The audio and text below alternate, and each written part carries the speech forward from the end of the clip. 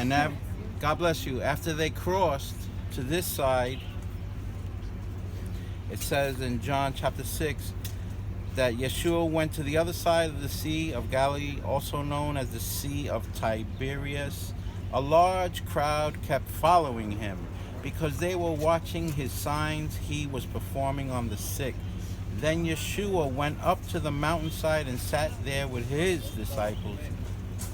Lifting his eyes up and seeing a large crowd coming to him, Yeshua said to Philip, "Where will we buy bread so these may eat?"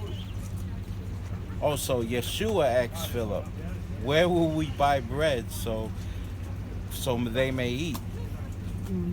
Now Yeshua was saying this to test him, for he knew what he was about to do. Philip answered him, 200 denarii isn't enough to buy bread for each to get a little bit. One of his disciples, Andrew, Simon Peter's brother, said to him, "There's a boy who has 5 barley loaves and 2 fish." Now that was that little mosaic we seen in the middle there. They found that under the church. See, this church was built on the grounds where I'm speaking this scripture. They built this church on top of it. Okay? So they found that mosaic and they put it in the middle. There's a boy here who has 5 barley loaves and 2 fish. But what's that for so many? Yeshua said, "Make the people recline, make them relax." There was much grass in the area. So the men reclined, about 5,000 in number. So this is funny, because you say he fed 5,000, but it says 5,000 men. What about the women and the children? That's a good question, right? So the men reclined, about 5,000 in number.